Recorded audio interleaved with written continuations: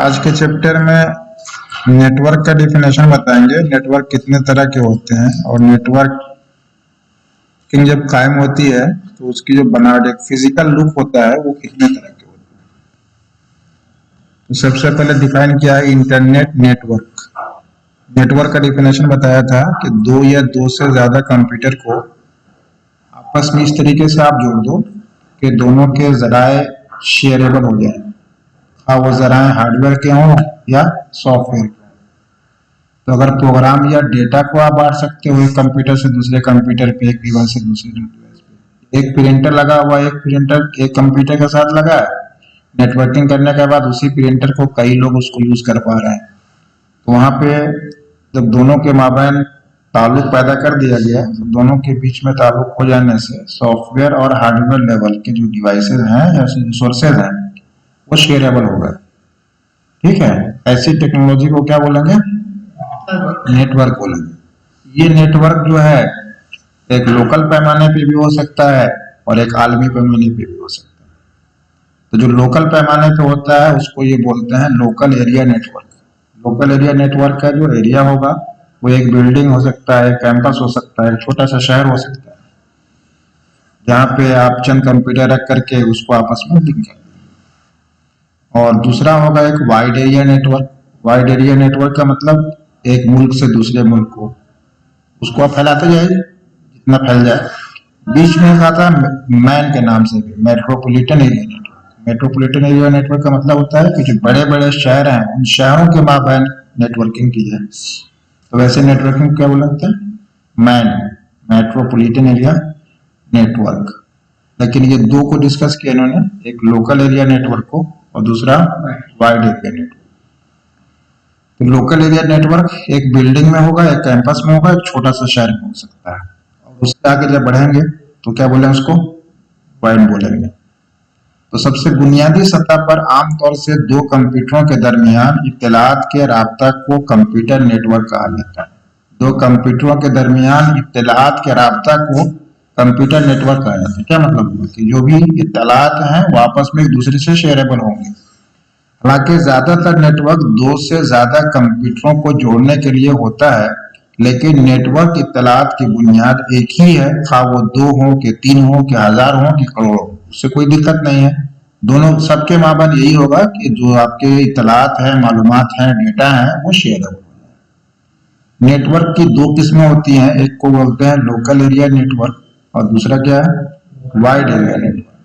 Local area network LAN उन कंप्यूटरों को जोड़ता है जो एक दूसरे के करीब हों। कुछ जगहों पर लोकल का मतलब एक ही कमरा या इमारत होता है, बाद जगहों पर लोकल से मुराद चंद मीलों की दूरी ली जाती है। उसके बरक्स वाइड एरिया नेटवर्क मुख्तलिफ शहरों, रियासतों और यहाँ तक कि दूसरे ममालिक के कंप्यूटर से नेटवर्क कायम करता है। ठीक है, तो नेटवर्क का डिफाइन कर दिया, नेटवर्क का टाइप बता दिया। जब आप दो या दो से ज्यादा कंप्यूटरों को जोड़ते हैं ताकि वो एक दूसरे को इत्तला दे सके तो आप एक नेटवर्क कायम करते हैं। आप दो या दो से ज्यादा नेटवर्क को भी जोड़ सकते हैं। जाहिर सी बात है, जहां आप दो कंप्यूटर को जोड़ेंगे वहां अगर एक नेटवर्क ऑलरेडी तैयार है उस नेटवर्क को आप दूसरे नेटवर्क से जोड़, जैसे एयरटेल होगा और दूसरी कोई कंपनी ले। एयरटेल का खुद अपना एक नेटवर्क है जो अपने कंज्यूमर से बातें करवाता है, और वो अगर दूसरे नेटवर्क से जुड़ गया मतलब आइडिया वाले से, तो आइडिया के जो कंज्यूमर होंगे इनके कंज्यूमर से मिल गए, तो गोया कि वहां एक नेटवर्क हो गया, दूसरे नेटवर्क से मिला। तो आप दो या दो से ज्यादा कंप्यूटरों को जोड़ते हैं ताकि वे दूसरे को इत्तला दे सके तो आप एक नेटवर्क कायम करते हैं। आप दो या दो से ज्यादा नेटवर्क को भी जोड़ सकते हैं। इस तरह से एक इंटरनेट वर्क कायम होता है। इंटरनेट दुनिया के नेटवर्कों में सबसे बड़ा माने जाने वाला नेटवर्क है जो दुनिया के हर मुल्क में लाखों कंप्यूटर नेटवर्कों को जोड़ता है। क्लियर है? तो पहले दिन बताया था कि इंटरनेट का जब आप डिफाइन करेंगे तो उसके डिफिनेशन में यही कहना पड़ेगा कि नेटवर्क ऑफ नेटवर्क्स का नाम क्या है? इंटरनेट है। यानी जितने भी नेटवर्क दुनिया में है उसमें से सबसे आला नेटवर्क होगा कि अब उसके बाद कोई नेटवर्क नहीं हो सकता है, उसी आला नेटवर्क का नाम क्या होगा? इंटरनेट होगा। ठीक है, तो इंटरनेट नाम किसका? Network of networks. उस नेटवर्क ऑफ नेटवर्क्स के बुनियाद पे जो भी डेटाज होंगे वो आलमी पैमाने पे शेयरेबल होंगे। जब नेटवर्किंग होती है तो नेटवर्किंग में दो वर्ड इस्तेमाल करते हैं, दो इस्तेलाह इनकी, एक क्लाइंट्स बोलते हैं, एक सर्वर बोलते हैं। अब वो लोकल एरिया नेटवर्क हो या वाइड एरिया नेटवर्क हो, उससे कोई बात नहीं। जब भी नेटवर्किंग होगी तो उसमें दो वर्ड आएगा, एक क्लाइंट का और दूसरा सर्वर का। क्लाइंट और सर्वर का मतलब क्या होगा कि जब भी डेटा शेयरेबल होते हैं, तो जो डेटा शेयरेबल होते हैं उसमें होता है ऐसा है कि अगर 10 कंप्यूटर का नेटवर्क है तो 10 कंप्यूटर में एक कंप्यूटर में आपने डेटा रख दिया, प्रोग्राम रख दिया। जो भी डेटा प्रोग्राम कहाँ है वो एक कंप्यूटर पे एग्जिस्ट कर रहा है। उसके बाद बाकी जो दूसरे कंप्यूटर हैं उससे जुड़ करके डेटाज और प्रोग्राम उससे एक्सेस कर रहे हैं। जैसे सेंट्रल ये बैंक है, इस बैंक के अंदर जो भी डेटाज हैं जो नेटवर्किंग की बुनियाद पे है वो डेटाज उनके कंप्यूटर में मौजूद नहीं है। जब वो डेटा को कंप्यूटर को बंद कर दिया, या जब वहां के मेन कंप्यूटर पे डेटा होता है, जब ये कंप्यूटर ऑन करते हैं और उससे जुड़ते हैं तो डेटा इनके कंप्यूटर पे आता है। अगर वो नेटवर्क इनका फेल हो गया तब क्या होगा, डेटा वो नहीं ले सकते। तो जिस कंप्यूटर पे सारे डेटाज और प्रोग्राम हैं, उन डेटाज और प्रोग्राम को पहले मशीन को बोलते हैं सर्वर, और जिस मशीन से जुड़ करके दूसरा यूजर एक्सेस कर रहा है उसको बोलते हैं क्लाइंट। जैसे आप रेलवेज को लें, रेलवेज में जो भी IRCTC साइट मसलन खोलते हैं, उसके डेटाज को आप अपने कंप्यूटर पे एक्सेस कर रहे हैं, तो वो डेटा आपके कंप्यूटर पे तो नहीं है, क्या है उनके जहां किसी मेन कंप्यूटर को होगा जहां से डेटा आ रहा है। तो जहां पे नेटवर्किंग में एक मेन कंप्यूटर बनाया जाता है जिसके सारे डेटाज और प्रोग्राम होते हैं, उसी मेन कंप्यूटर को क्या बोलेंगे, सर्वर बोलेंगे। और उस सर्वर से जुड़ करके जो कंप्यूटर डेटा एक्सेस करेगा या उस डेटा को लेगा वहां से, उसको क्या बोलेंगे, क्लाइंट बोलेंगे। तो बैंक वाले जितने ब्रांच हैं वो सारे ब्रांच वाले के कंप्यूटर ये क्लाइंट हो जाएंगे, और जहां उनका मेन कंप्यूटर होगा वो क्या बनेगा, उसका सर्वर बनेगा।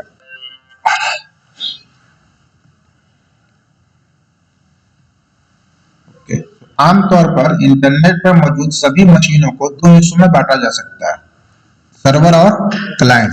वो मशीनें जो दूसरी मशीनों को सर्विस मुहैया करती हैं, जैसे वेब सर्वर या FTP सर्वर कहा जाता है। अब सर्वर हो गया, सर्वर भी कई तरह के होते हैं। एक FTP वेब सर्वर का नाम दे रहा है, वेब सर्वर का मतलब ऐसा सर्वर जिसपे वेबसाइट मौजूद होते हैं। FTP का मतलब जो फाइलें आप ट्रांसफर करते हैं वो एक जगह जाके महफूज होती हैं। और मशीनें जो इन सर्विसेज से जुड़ने के, सर्वर से जुड़ने के लिए इस्तेमाल की जाती हैं, उनको क्या बोलते हैं, क्लाइंट कहते हैं। तो फिल वक्त हम कंप्यूटर भी इंटरनेट से जोड़ करके इंटरनेट हम यूज कर रहे हैं, तो हमारी हैसियत क्या होगी, इस कंप्यूटर की हैसियत क्या होगी, क्लाइंट की होगी। जब आप www.yahoo.com से कोई सफा पढ़ने के लिए याहू से जुड़ते हैं तो याहू आपको सर्वर मुहैया करता है। कौन दिया, याहू, सर्वर ने दिया। और दूसरी तरफ आपकी मशीन एक क्लाइंट है। समझ में आ गया क्लाइंट और सर्वर का कॉन्सेप्ट। नेटवर्किंग में क्या होगा, नेटवर्किंग में एक मेन कंप्यूटर बनाया जाएगा जहां पे डेटाज और सर्वर, डेटाज और प्रोग्राम एग्जिस्ट करेंगे। उस मशीन को क्या बोलेंगे, सर्वर बोलेंगे, और बकिया जो उससे लेगा उसको क्लाइंट बोलेंगे। अगर एक क्लाइंट का कंप्यूटर खराब हो गया तो नेटवर्क की कोई दिक्कत नहीं आएगी, लेकिन अगर सर्वर के अंदर फॉल्ट आ गया तो तमाम क्लाइंट बेकार हो जाएगा, उनका काम बंद हो जाएगा। ऐसी होता है DNS, डोमेन नेम सिस्टम। ये एक तो पहले दिन बताया था डोमेन नेम सिस्टम में कि जब भी आप इंटरनेट में जो वेबसाइट के नाम है, ईमेल का एड्रेस है, जो भी नाम होते हैं वो नाम कौन होते हैं, यूनिक होते हैं। उनको यूनिक बताने के लिए कि ये नाम यूनिक है, ऑलरेडी इस नाम को रखा जा चुका है, या अगर आप नाम रखते हैं तो उसको मेंटेन करें कि ये नया नाम अब रखा जा रहा है। इन तमाम सिस्टम को मेंटेन करने वाले सिस्टम का नाम दिया था domain name system. Domain name system इस्तेमाल करने वालों को इंटरनेट पर रास्ता तलाश करने में मदद करता है। बिल्कुल टेलीफोन की तरह इंटरनेट पर हर कंप्यूटर का एक अनोखा एड्रेस होता है, जो कि चंद पेचीदा नंबरों का एक सिलसिला होता है। ये पेचीदा नंबरों का सिलसिला क्या है, वही IP एड्रेस जो बताया था। IP एड्रेस 0 से लेकर 255 नंबर का होता है, और उसमें 4 हिस्से बने होते हैं। हर हिस्से में डॉट का इस्तेमाल होता है ताकि एक हिस्सा दूसरे हिस्से से अलग हो सके। जो कि चंद पेचीदा नंबरों का एक सिलसिला होता है, उसी को IP एड्रेस कहते हैं। IP का मतलब है इंटरनेट प्रोटोकॉल। ये सब पुरानी बातें हैं। IP एड्रेस को याद रखना बहुत मुश्किल होता है, इसलिए DNS इंटरनेट को IP एड्रेस की जगह पहचाने हुरूफ का एक सिलसिला इस्तेमाल करने की इजाजत देता है, जिसे डोमेन नेम सिस्टम कहते हैं। तो आपने एक अशरफिया www ashrafia.in, ये आपने इस टेस्ट को याद रखना, इसका एक आईपी एड्रेस को जनरेट करेगा। तो कंप्यूटर के एतबार से आईपी एड्रेस बनाता है और इंसान के एतबार से डोमेन नेम सिस्टम बनाता है, यानी डोमेन नेम देता है। जैसे डोमेन नेम इसे डोमेन नेम कहते हैं। इस तरह आप 207.151.159.3 ये पूरा क्या हुआ, आईपी एड्रेस हुआ। 4 हिस्से बने, इन 4 हिस्सों की जगह क्या लिखा, www.internic.net। internic.net ये डोमेन नेम है और उस डोमेन नेम का मुसावी नंबर आईपी एड्रेस 207.151.0.159.0.3 है। वो 0 नहीं है, डॉट है, .3। तो ये नंबर और उसका मुसावी टेक्स्ट जनरेट करना ये कोई इंसान नहीं करता। कौन करता है? ये डोमेन नेम सिस्टम करता है। डीएनएस ये सब खास काम ये है कि होस्ट नेम का आईपी एड्रेस में तर्जुमा करता है। तो आप जो नाम रखोगे उस नाम को ये पहचानता है कि ये नाम ऑलरेडी रखा गया है कि नहीं रखा गया, तो उसको रजिस्टर करता है। प्लस जो भी डोमेन नेम आपने दिया उस डोमेन नेम का मुसावी नंबर आईपी एड्रेस क्या बनेगा, वो भी ये डोमेन नेम सिस्टम ही करता है। क्योंकि डीएनएस ने मुख्तलिफ डोमेन मैनेजमेंट के काम को तकसीम कर दिया है, इसलिए नेट पर मौजूद हर कंप्यूटर को एक नामुमकिन फहरिस्त तैयार करने की जरूरत नहीं। जब भी किसी प्रोग्राम को होस्ट नेम को आईपी एड्रेस में तब्दील करने की जरूरत होती है तो उस प्रोग्राम को सिर्फ इतना करना पड़ता है कि उस नेम सर्वर को तलाश करे जो इस खास डोमेन का काम देख रहा है। तो सर्वर अलग अलग हो सकते हैं, तो हर सर्वर से उसका लिंक होगा। और जैसे हमारा एक सर्वर है, किसी दूसरे का बंदा या कंपनी को मान लें आप, एयरटेल का अपना सर्वर होगा, वोडा का अपना सर्वर होगा। तो हर सर्वर पे उनका अपना अपना लिंक या अपने अपने वेबसाइट के डिटेल मौजूद होंगे जो उससे जुड़े हुए हैं। फिर उन सबों से जोड़ने वाला एक डीएनएस सिस्टम होगा जो सबसे ताल्लुक पैदा किया होगा। उन सर्वर से लिंक पैदा करके वो समझ सकता है कि कितने कितने नाम ऑलरेडी एलोकेट हो चुके हैं। अलग से उनको एक फहरिस्त नहीं बनानी है कि अब सबको लेकर के एक फहरिस्त बनाए फिर हम फाइंड आउट करें कि कौन नाम ऑलरेडी दिए जा चुके हैं और कौन नाम फ्री हैं। नेट पर मुख्तलिफ जगहों पर कुछ खास कंप्यूटर होते हैं जो रूट नेम सर्वर कहलाते हैं। हर रूट नेम सर्वर के पास सर्वर नेम की एक लिस्ट होती है जो टॉप लेवल डोमेन को कंट्रोल करते हैं। यानी एक सर्वर होगा, यानी सर्वर नेम का कंप्यूटर बनाएंगे, उस पर जितने भी सर्वर होंगे उनकी लिस्ट होगी। फिर उस सर्वर पर जितने भी डोमेन नेम होंगे उनको आइडेंटिफाई कर लेगा, जो टॉप लेवल डोमेन को कंट्रोल करता है। टॉप लेवल समझाया था, हाँ। फिर इस तरह ये सर्वर नेम की लिस्ट मुहैया करते हैं जो सेकेंड लेवल डोमेन का काम करते हैं। तो ashrafia.in जितने वाले हैं उसकी कैटेगरी बना रखी है। अशरफिया से रिलेटेड यानी उससे रिलेटेड जो भी उसकी लिस्ट बनी हुई है। और ये सारा कुछ कहीं अलग अलग नहीं है बल्कि एक सर्वर पे पड़ा हुआ है, वहां से उनको एक्सेस कर लेना है। जब आप किसी प्रोग्राम को एक होस्ट नेम के आईपी एड्रेस की जरूरत होती है तो वो प्रोग्राम एक रूट नेम सर्वर से शुरू करता है और एक सर्वर से दूसरे सर्वर तक तलाश जारी रखता है जब तक कि उसका आईपी एड्रेस नहीं मिल जाता। तो सर्वर नेम क्या हो गया, नेटवर्क का एड्रेस होगा। कि जब आईपी एड्रेस कहा था तो आईपी एड्रेस में 4 हिस्से निकाले गए। 4 हिस्से में क्या कहा था कि एक हिस्सा आपका वेबसाइट का डोमेन नेम का होगा और 3 हिस्सा आपका नेटवर्क का हो सकता है, 2 हिस्सा नेटवर्क का हो सकता है, 2 हिस्सा डोमेन का हो सकता है, 3 हिस्सा डोमेन का हो सकता है, 1 हिस्सा नेटवर्क का हो सकता है। तो आईपी एड्रेस में जब सर्वर को तलाश करेगा तो सर्वर तो एक ही मिलेगा उसको। मतलब अगर हमने कि आइडिया के सर्वर में 50,000 लोग हैं तो 50,000 का टॉप लेवल डोमेन है ये मुख्तलिफ होगा, लेकिन सर्वर का एड्रेस तो एयरटेल ही का मिलेगा ना। तो इस तरीके से एयरटेल का जो सर्वर नेम होगा वो सेम हो जाएगा और उस पे जो होस्ट नेम होंगे वो मुख्तलिफ हो जाएंगे। जब किसी प्रोग्राम को एक होस्ट नेम के आईपी एड्रेस की जरूरत होती है तो वो प्रोग्राम एक रूट नेम सर्वर से शुरू करता है और एक सर्वर से दूसरे तक तलाश जारी रखता है जब तक कि उसका आईपी एड्रेस नहीं मिल जाता। मिसाल के तौर पर किसी प्रोग्राम को www.ibm.com का आईपी एड्रेस चाहिए, क्या करेगा वो रूट नेम सर्वर से राब्ता करके सबसे पहले जितने भी कॉम नेम सर्वर हैं उसकी आईपी एड्रेस मांगेगा। फिर वो कॉम सर्वर से राब्ता करके ibm.com का आईपी एड्रेस ले लेगा। ठीक है, इस तरह डीएनएस के इस्तेमाल से किसी भी प्रोग्राम के लिए कोई आईपी एड्रेस तलाश करना आसान हो जाता है, जबकि कोई भी मास्टर लिस्ट तैयार नहीं करता। यानी कोई अपनी एक जगह कहीं लिस्ट नहीं बनी है, मुख्तलिफ सर्वर पर मुख्तलिफ इंफॉर्मेशन हैं, उनसे राब्ता कर करके उनका आईपी एड्रेस जनरेट कर लेता है। क्लियर है? तो इस तरीके से अभी तक की बातों में नेटवर्क क्या है, नेटवर्क कितने टाइप के होते हैं, इंटरनेट क्या है, और नेटवर्क में क्लाइंट और सर्वर का क्या कॉन्सेप्ट है, आईपी एड्रेस क्या होता है, और डीएनएस क्या होता है, बता ले जाओगे? डीएनएस क्या होता है, डोमेन नेम सिस्टम का काम क्या है। उसके बाद एक हेडिंग डाली है नेटवर्क टोपोलॉजी। नेटवर्क टोपोलॉजी क्या चीज है? टोपोलॉजी का मतलब होता है फिजिकल बना स्ट्रक्चर, फिजिकल स्ट्रक्चर को बोलते हैं टोपोलॉजी। अब ये फिजिकल स्ट्रक्चर के एतबार से, जब फिजिकल स्ट्रक्चर आप देखोगे तो नेटवर्किंग के अलग अलग फिजिकल स्ट्रक्चर हो सकता है। पेज नंबर 47 पे इंग्लिश के साइड से देखो, इसमें वो टोपोलॉजी वाली बात खाके के एतबार से समझाया है। 47, 48, 49 है, इसको भी रखो और साइड से उर्दू वाला, इसके बारे आगे तो पढ़ते हैं। बस नेटवर्क टोपोलॉजी, नेटवर्क टोपोलॉजी क्या होती है, एग्जाम में पूछ सकता है टोपोलॉजी होता क्या है, उसको आपको डिफाइन करना है। नेटवर्क टोपोलॉजी से मुराद नेटवर्क की जाहिरी शक्ल और कंप्यूटर की ज्योमेट्रिक तरतीब से लिया जाता है। तो इसको हम अपने अल्फाज में कह लेंगे कि नेटवर्किंग की जो जिस्मानी साख्त बनेगी, जिस्मानी साख्त को क्या कहेंगे, टोपोलॉजी कहेंगे। टोपोलॉजी आपको मुख्तलिफ नेटवर्कों की वजाहत और उनसे मुकाबला करने का रास्ता बताता है। अब उसी स्ट्रक्चर की बुनियाद पे आप तय कर लेंगे कि कौन सा नेटवर्क बेहतर है। उस टोपोलॉजी में तीन टोपोलॉजी अहम टोपोलॉजी माने जाते हैं। सबसे पहला कौन है? अहम टोपोलॉजीज हैं स्टार, रिंग और बस। ठीक है, तीन टोपोलॉजी, एक टोपोलॉजी का नाम है स्टार, दूसरा का नाम है रिंग और तीसरा का नाम है बस। बस टोपोलॉजी क्या है? मान लीजिए एक सिंगल लाइन है, एक सिंगल केबल जा रही है, उस सिंगल केबल पे जगह जगह आप कंप्यूटर नस्ब करते जाइए।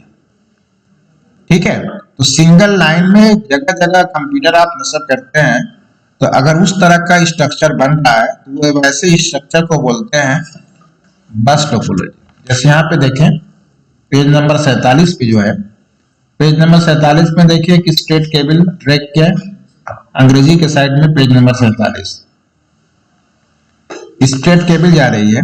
उस स्ट्रेट केबल पे फिर चार केबल छोटी छोटी लगा के कंप्यूटर 1, कंप्यूटर 2, कंप्यूटर 3, कंप्यूटर 4 किया। तो इस तरीके से अगर स्ट्रेट केबल का बनावे और स्ट्रेट केबल पे कंप्यूटर लगावे तो उसको बोलते हैं बस टोपोलॉजी। अब मान लीजिए डेटा का ट्रांसमिशन आप एक एंड से करें, स्टार्टिंग करें और एंड करें। यहाँ पे डेटा का ट्रांसमिशन दोनों तरफ से हो सकता है। कंप्यूटर 4 कंप्यूटर 1 को भेजेगा तो डेटा कैसे जाएगा, कंप्यूटर 3 और कंप्यूटर 2 को होते हुए। और कंप्यूटर 1 अगर कोई डेटा कंप्यूटर 4 को भेजेगा तो डेटा कहां से जाएगा, कंप्यूटर 2 और कंप्यूटर 3 से होते हुए, क्योंकि एक ही केबल से चारों कंप्यूटर जुड़े हुए हैं। तो डेटा का ट्रांसमिशन बस टोपोलॉजी में एक तरफ से दूसरे तरफ हो सकता है, स्टार्टिंग भी हो सकता है और एंडिंग भी हो सकता है। क्लियर है? बस टोपोलॉजी एक सिंगल ट्रांसमिशन मीडियम का इस्तेमाल करता है। सिंगल ट्रांसमिशन मतलब एक केबल होगी, उसी पर डेटा का आमदोरफ्त होगा, जिसको बस कहते हैं। इस नेटवर्क में सभी कंप्यूटर बराह रास्त बस से जुड़े होते हैं। आमतौर पे बस टोपोलॉजी में एक कोक्साइल केबल ट्रांसमिशन मीडियम की तरह काम करता है। ये कोक्साइल केबल एक केबल की टाइप है। बस टोपोलॉजी में डेटा किसी भी सिम चल सकता है, चलेगा ना। कंप्यूटर 1 भेजेगा कंप्यूटर 1 के पास और कंप्यूटर 1 भेजेगा कंप्यूटर 4 के पास, तो डेटा का आमदोरफ्त दोनों तरफ से हो रहा है। बस टोपोलॉजी में डेटा किसी भी सिम चल सकता है। रिंग नेटवर्क की तरह बस में किसी भी जगह खराबी आने से पूरा राब्ता खत्म हो जाता है। बस टोपोलॉजी और रिंग टोपोलॉजी में नेटवर्क महफूज नहीं रहता, क्योंकि डेटा हर कंप्यूटर से गुजरता है। जाहिर सी बात है, जब डेटा जाएगा हर तरफ से जाएगा तो डेटा आपका महफूज नहीं, और एक जगह अगर कहीं पे दिक्कत आई तो क्योंकि एक जगह दिक्कत आ जाने से डेटा आगे की तरफ ट्रांसफर नहीं हो सकता है, तो एक जगह प्रॉब्लम आ जाने से नेटवर्क आपका फेल हो जाएगा। तो दो दिक्कत बताइए। दिक्कत के एतबार से क्या दिक्कत है कि ट्रांसमिशन महफूज नहीं है, और दूसरा कि अगर एक जगह प्रॉब्लम आ गया तो ट्रांसमिशन आपका नेटवर्क का रुक जाएगा। ये आपका बस टोपोलॉजी। उसके बाद अगले पेज पे देखिए स्टार टोपोलॉजी। स्टार टोपोलॉजी में देखिए मेन कंप्यूटर रखा है, उसका नाम रखा है सर्वर। ठीक है, अब स्टार टोपोलॉजी में मेन कंप्यूटर सर्वर है, उसमें 4 कंप्यूटर जुड़े हुए, जहां होस्ट लिखा है उसको आप क्लाइंट कह सकते हैं। तो ये 4 क्लाइंट जुड़े हुए हैं, चारों क्लाइंट का राब्ता कैसा है? अलग अलग केबल से, एक केबल से अलग अलग है। अगर एक होस्ट 1 में कोई दिक्कत आती है तो होस्ट 2 और होस्ट 3 होस्ट 4 को कोई प्रॉब्लम नहीं होगा, लेकिन अगर सर्वर में प्रॉब्लम आ जाए तो चारों में प्रॉब्लम आ जाएंगी, फिर यानी नेटवर्क फेल होगा। गोया के स्टार टोपोलॉजी के अंदर होस्ट में दिक्कत हो जाने से नेटवर्क फेल नहीं होगा, नेटवर्क अपना काम कर सकता है। सर्वर अगर फेल हो गया तो तमाम होस्ट बेकार हो जाएंगे। तो बस टोपोलॉजी में ऐसा नहीं रहा, बस टोपोलॉजी में नेटवर्क आप सर्वर में प्रॉब्लम पैदा कीजिए या होस्ट में पैदा कीजिए, हर दो सूरत में खराबी आएगी। लेकिन सर्वर के अंदर होस्ट में प्रॉब्लम आ जाने से नेटवर्क फेल नहीं होगा। ठीक है, जुजवी तौर से कहीं दिक्कत होगी लेकिन काम नेटवर्क का होता रहेगा। लेकिन अगर सर्वर में दिक्कत आ जाए तो तमाम नेटवर्क फेल होगा उस वक्त। तो गोया के रिंग और बस टोपोलॉजी के मुकाबले में स्टार को देखें तो थोड़ा मुफीद है और सिक्योर भी है। मुफीद वही माना कि एक होस्ट के खराब हो जाने से नेटवर्क में कोई प्रॉब्लम नहीं आएगा, और दूसरी है कि आपका हर होस्ट का ताल्लुक सर्वर से अलग अलग है। तो अगर एक होस्ट अपना डेटा होस्ट 2 को भेज रहा है तो होस्ट 3 या होस्ट 4 को जानने की जरूरत नहीं है, जरूरत पड़ेगी उसको, क्योंकि उसका सेपरेट कनेक्शन। तो गोया के इन दोनों के मुकाबले में आपका जो स्टार टोपोलॉजी होगा ये सिक्योर भी होगा। स्टार टोपोलॉजी में सभी कंप्यूटर एक मरकज कंप्यूटर से जुड़े होते हैं, जुड़ा है, जिसे क्या बोलते हैं? हब बोलते हैं। यह हब किसको बोलेंगे? जैसे नहीं, सर्वर तो एक मशीन है, जब एक मशीन है तो हमको 10 कंप्यूटर को जोड़ना होगा तो जोड़ेंगे कहाँ हम उसको? आपका जो कंप्यूटर में जोड़ने की जगह होती है वो एक होती है, मसलन ये केबल है, आप इसको सर्वर बनाओगे तो इसको आप सर्वर बनाओगे तो एक तार है, इसमें एक प्लग करेंगे आपको जोड़ना कितना है? 10 को है, तो 10 को कहाँ प्लग करोगे? केबल की प्लग करने की जगह तो एक ही आई है। गोया कि अब आपको एक डिवाइस खरीदनी पड़ेगी, जिस डिवाइस के अंदर अलग अलग पोर्ट बने होंगे जिसमें आप चारों को लगा सकेंगे। तो अब उसमें एक तार लगाए जिसमें जोड़ दीजिए, अब बकिया इसमें 10 तार लगाने की जगह होगी, एक तार निकाल करके इसमें प्लग कीजिए और बकिया जो 9 पॉइंट होंगे वाला कंप्यूटर को जोड़ दीजिए। गोया कि इस डिवाइस के माध्यम से आपका नेटवर्क एक सर्वर और नोड्स से माबैन लिंक पैदा करेगा। उसी को कह रहा है कि स्टार टोपोलॉजी में सभी कंप्यूटर एक मरकज कंप्यूटर से जुड़े होते हैं, जिसे हम हब कहते हैं। तो हब सर्वर को नहीं कहेंगे, उस डिवाइस को कहेंगे जिसके माध्यम से जोड़ रहा है। दरवाजे के सामने एक मशीन रखी होगी नीचे, उसको आप हब कह सकते हो, लंबा सा होगा व्हाइट। स्टार टोपोलॉजी में दो कंप्यूटरों के दरमियान बराह रास्त ताल्लुक नहीं होता। अंग्रेजी वाले हिस्से में आप तस्वीरों को देख सकते हैं, क्लियर है? तो बराह रास्त अब क्या बोला, सर्वर से बराह रास्त लिंक नहीं होगा।